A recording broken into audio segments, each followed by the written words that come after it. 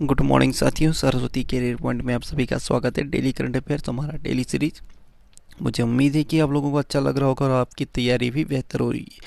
चलिए शुरू करते हैं आज का करंट अफेयर। उससे पहले चैनल को लाइक कीजिएगा, शेयर कीजिएगा और अपने दोस्तों को भी चैनल से जुड़ने के लिए रिकमेंड कीजिएगा, ताकि उनका भी करंट अफेयर संबंधी अन्य जानकारी पूरी हो। ठीक है, चलिए आज का प्रश्न लेते हैं। बंधन बैंक के फिर से एमडी एंड सीईओ कौन बने हैं? तो ये चंद्रशेखर घोष। भारतीय रिजर्व बैंक ने चंद्रशेखर घोष को 3 साल की अवधि के लिए बंधन बैंक के एमडी एंड सीईओ के रूप में फिर से नियुक्ति की मंजूरी दे दी है। बंधन बैंक 23 अगस्त 2015 को स्थापना हुआ था। कोलकाता, पश्चिम बंगाल में इसका मुख्यालय है। Chandrashekhar Ghosh MD and CEO हैं। चंद्रशेखर घोष संस्थापक भी हैं इसके। अनूप कुमार सिन्हा अध्यक्ष हैं और इसका मोटो है आपका भला सबकी भलाई।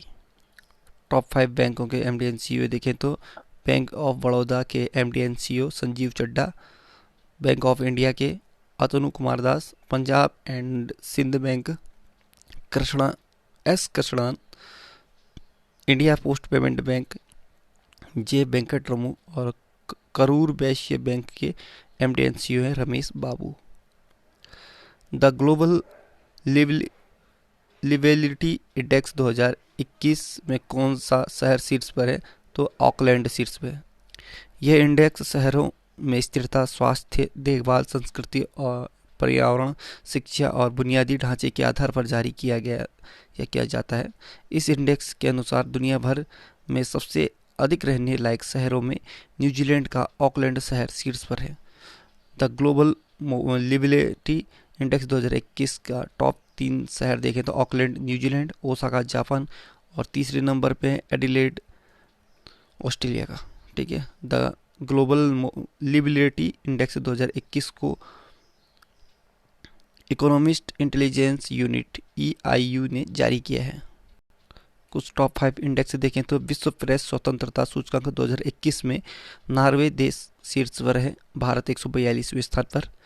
ग्लोबल फायर पावर इंडेक्स 2021 में कौन सा देश शीर्ष पे है? तो ये अमेरिका शीर्ष पर है, भारत चौथे नंबर पे है।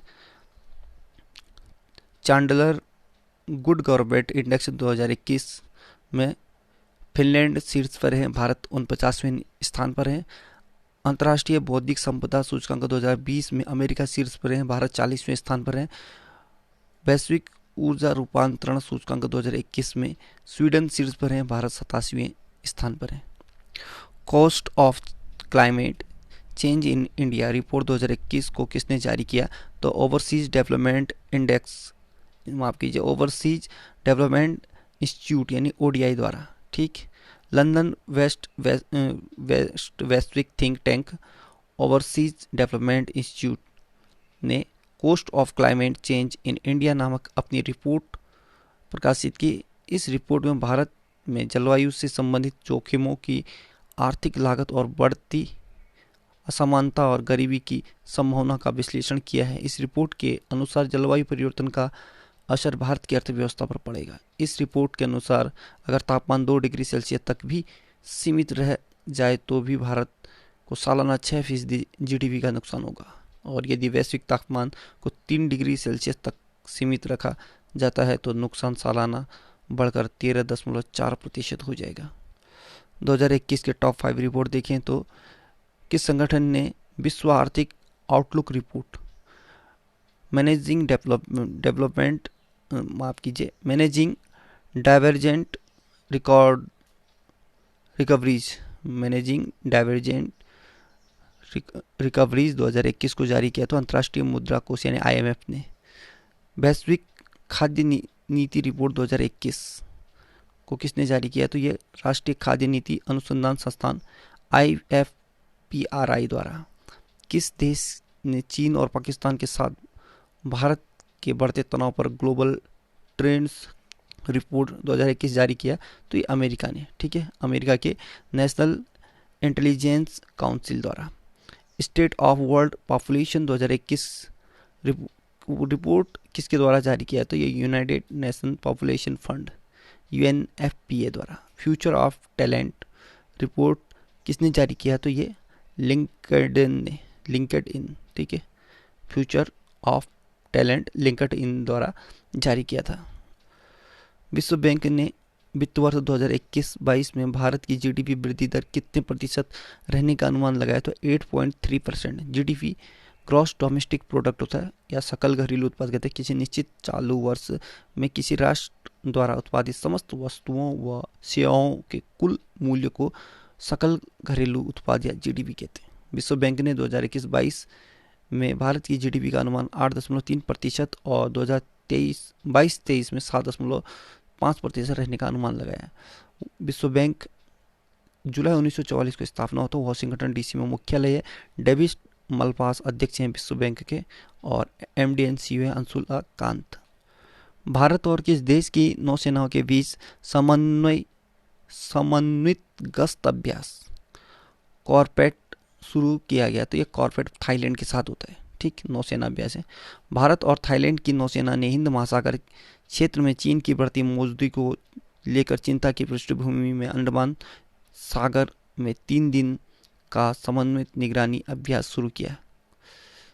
भारतीय नौसेना का अपतटीय गश्त जहाज आईएनएस सरयू और थाईलैंड का जहाज क्राबी दोनों नौसेनाओं के डॉर्नियर समुद्री गश्त विमान के साथ भारत थाईलैंड समन्वित निगरानी Indo Thai कॉर्पेट Indian Thailand coordinate petrol, इस कारपेट का फुल फॉर्म होता है। ठीक है, तो 31वें संस्करण में भाग लिया। उद्देश्य है इसका, इस अभ्यास का उद्देश्य दोनों देशों की नौसेनाओं के बीच आपसी सहयोग, सैन्य शक्ति का प्रदर्शन ताकि युद्ध जैसी स्थिति से निपटा जा सके। थाईलैंड एशिया महाद्वीप में स्थित है। थाईलैंड की राजधानी है बैंकॉक। थाईलैंड की करेंसी है थाई बात। थाईलैंड के प्रधानमंत्री हैं प्रयुत चान ओ चा। किस आईआईटी के शोधकर्ताओं ने प्रारंभिक चक्रवात का पता लगाने की तकनीकी अर्ली साइक्लोन डिटेक्शन टेक्निक विकसित की है, तो ये आईआईटी खड़गपुर ने। ठीक है, साइक्लोन चक्रवात को कहते हैं। चक्रवात का शाब्दिक अर्थ होता है एक गोल घेरे में घूमती हुई हवा। चक्रवात को एक प्रकार से घूमती हुई हवा का स्तंभ भी कहा जाता है। चक्रवात मुख्य 2 प्रकार के होते हैं, शीतोष्ण कटिबंधीय चक्रवात और उष्ण कटिबंधीय चक्रवात। भारतीय प्रौद्योगिकी संस्थान आईआईटी खड़गपुर ने इस प्रारंभिक चक्रवात का पता लगाने की तकनीक विकसित की है जो हिंद महासागर और क्षेत्र और उष्णकटिबंधीय चक्रवातों के विकास या मजबूती का शीघ्र पता लगाने में मदद करेगी।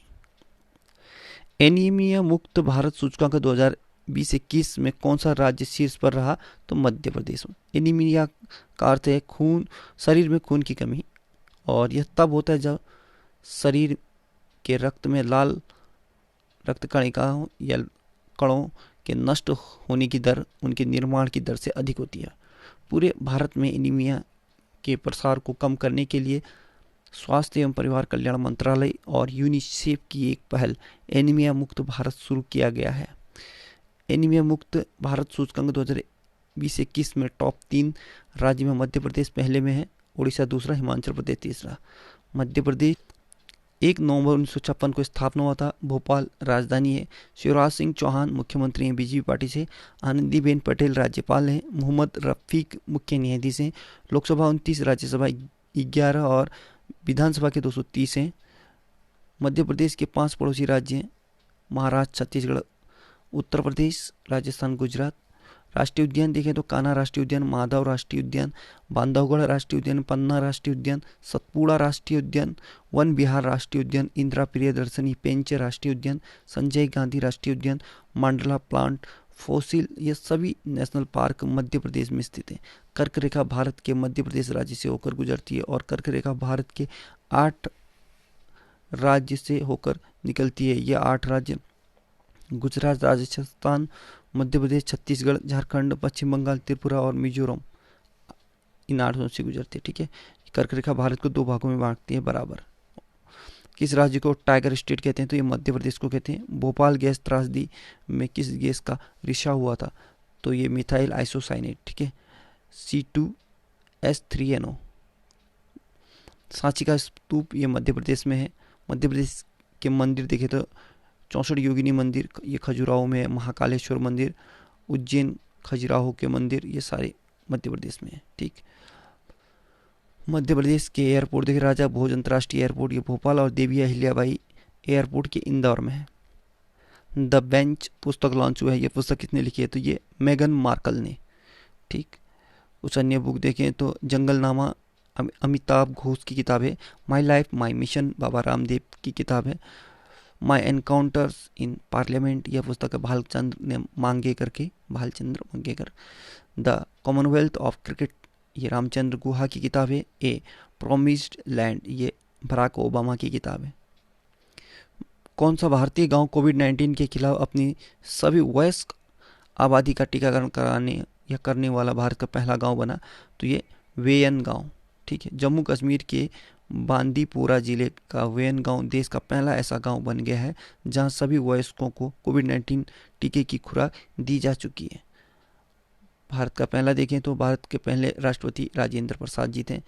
भारत के पहला राष्ट्रपति राजेंद्र प्रसाद, प्रधानमंत्री पंडित जवाहरलाल नेहरू, नोबेल पुरस्कार विजेता रविंद्रनाथ टैगोर, पहले मुस्लिम राष्ट्रपति डॉक्टर जाकिर हुसैन, पहले British governor general Lord William Bentinck. लापता व्यक्तियों की पहचान के लिए किस कंपनी ने आई फैमिलिया ठीक नामक एक नया वैश्विक डेटाबेस लॉन्च किया? तो इंटरपोल ने। ठीक, इंटरपोल ने पारिवारिक डीएनए के माध्यम से लापता व्यक्तियों को पहचान करने और सदस्यों में उदासीन मामलों को सुलझाने के लिए पुलिस की मदद करने के लिए आई फैमिलिया नामक एक नया बेसिक डेटाबेस लॉन्च किया है। 7 सितंबर 1923 को इंटरपोल की स्थापना होता। लियो फ्रांस में मुख्यालय, लियो फ्रांस में इंटरपोल का मुख्यालय है। ठीक है, अध्यक्ष हैं किम जोंग यांग। मोटो है connecting police for a safer world. चलिए, आज का करंट अफेयर यहीं पे समाप्त होता है। कुछ स्टैटिक देखें। विश्व का सबसे बड़ा शीतोष्ण मरुस्थल ये तकला-माकन मरुस्थल है। ठीक है, कौन सा महासागर उत्तरी अमेरिका महाद्वीप को स्पर्श नहीं करता? तो हिंद महासागर नहीं करता है। उत्तरी अमेरिका महाद्वीप के पश्चिम में कौन सा महासागर स्थित है? तो प्रशांत महासागर। कौन सा महासागर महासागरीय मरुभूमि के रूप में अभिहित किया जाता है? तो ये सार्गेसो सागर को। ठीक है, विश्व में किस खाड़ी की तट रेखा सर्वाधिक लंबी है? तो हडसन की खाड़ी रेखा, जो हडसन की खाड़ी इसकी तट रेखा सबसे लंबी है। कौन सा जलडमरू मध्य ऑस्ट्रेलिया और तस्मानिया को पृथक करता है? तो ये बॉस जल संधि या बॉस जलडमरू मध्य। बेरिंग जलडमरू मध्य अलग करता है या आर्कटिक महासागर को और प्रशांत महासागर को। ठीक, बेरिंग। चाबाहार पोर्ट कहाँ है? तो ये ईरान में है। कौन सा एक जलडमरू मध्य अंतर्राष्ट्रीय तिथि रेखा के सर्वाधिक निकट है? तो बेरिंग जलडमरू मध्य या जल संधि। मस्साबा बंदरगाह किस देश में अवस्थित है? तो ये इरिट्रिया में। मस्साबा बंदरगाह ये इरिट्रिया में है। ठीक है, तो साथियों आज का करंट अफेयर यहाँ पे समाप्त होता है और स्टैटिक भी। कल फिर हाजिर होंगे, तब तक के लिए good luck, have a nice day.